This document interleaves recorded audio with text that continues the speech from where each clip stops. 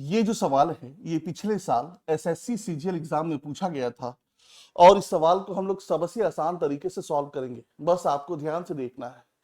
सवाल ये है, एक दुकान P रुपए में एक शर्ट बेचती है और उसे इतने परसेंट का नुकसान होता है।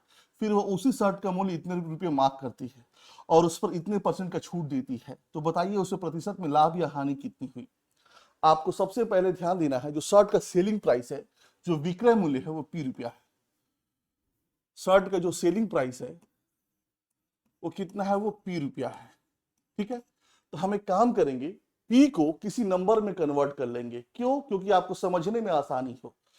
तो नंबर में कन्वर्ट करने का एक तरीका है, मानने को तो हम कुछ भी मानेंगे, आंसर तो तब भी आएगा, लेकिन ऐसा हम माने कि चीजें आपके लिए आसान हो जाए। तो जब शर्ट को बेचा जाता है तो उसे 10% का नुकसान होता है। नुकसान है तो 100 में से माइनस कर देंगे। नुकसान होता है तो 100 से माइनस करते हैं, प्रॉफिट होता है तो 100 में ऐड करते हैं। तो नुकसान है तो 100 से माइनस करेंगे, 100 में से 10 या 90, मतलब शर्ट को 90% पे बेचा जाता है। शर्ट को 90% पे बेचा जाता है। तो हम क्या करेंगे, P को 90 ही मान लेंगे। हम मान लेते हैं कि शर्ट को 90 रुपए में बेचा गया है। शर्ट को 90 रुपए में बेचा गया है और 90% पे बेचा जाता है।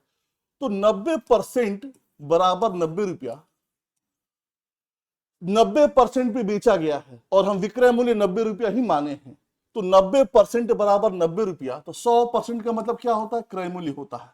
100% का मतलब क्रय मूल्य होता है।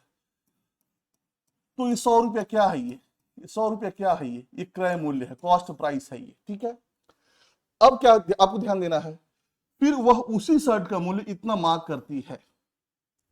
तो मार्क कितना है, 90 रुपया है।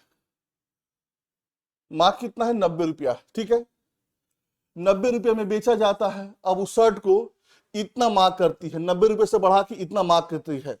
तो 90 इंटू 1.8 हो जाएगा, 1.8 तो कितना हो जाएगा, 162। मतलब पहले शर्ट को 90 रुपये में बेचा जा रहा था, अब उस शर्ट को इतना मार्क किया गया है, मतलब उसका जो अंकित मूल्य है 162 रुपया है। उसका जो मार्क प्राइस है 162 रुपया है। ठीक है, मार्क प्राइस 162 रुपया है और उस अंकित मूल्य पर 20% का छूट दिया जाता है। छूट है तो 100 से माइनस करेंगे, 100 में से 20 गया 80, मतलब 80% पे बेचा जाता है। 80% पे बेचा जाता है। ठीक है, जीरो से जीरो कट गया, 8 दूनी 16 के 6, हाथ में लग गया 1, 16 8 128, 129, 129.6। मतलब फाइनली जो है शर्ट को 129 रुपया 60 पैसे में बेचा जाता है। शर्ट का क्रय मूल्य 100 रुपया है और विक्रय मूल्य फाइनली कितना है, 129 रुपया 60 पैसा।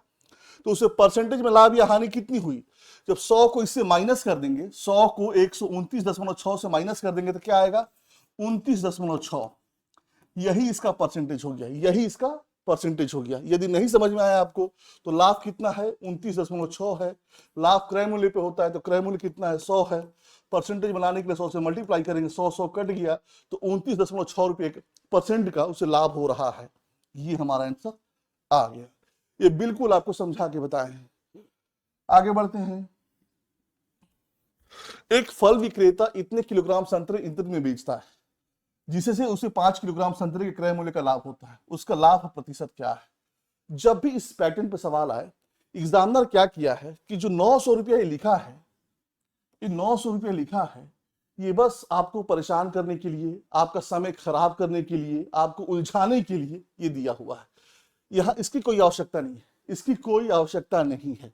आपको बस ध्यान देना है कि 20 किलोग्राम बेचा जाता है तो 5 किलोग्राम संतरे के क्रय मूल्य के बराबर लाभ होता है। जब 20 किलो बेचा जाता है तो 5 किलोग्राम संतरे के क्रय मूल्य के बराबर लाभ होता है। कहने का मतलब है, बेचने पर अगर क्रय मूल्य के बराबर लाभ हो, बेचने पर अगर क्रय मूल्य के बराबर लाभ हो तो करना क्या है, ये 5 ऊपर चला जाएगा, 20 नीचे हो जाएगा।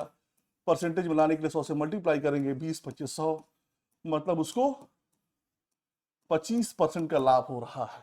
लाभ परसेंटेज क्या है, 25% है। ये हमारा आंसर आ गया। सो जब भी इस पैटर्न पे सवाल आए आपको ऐसे ही सॉल्व करना है।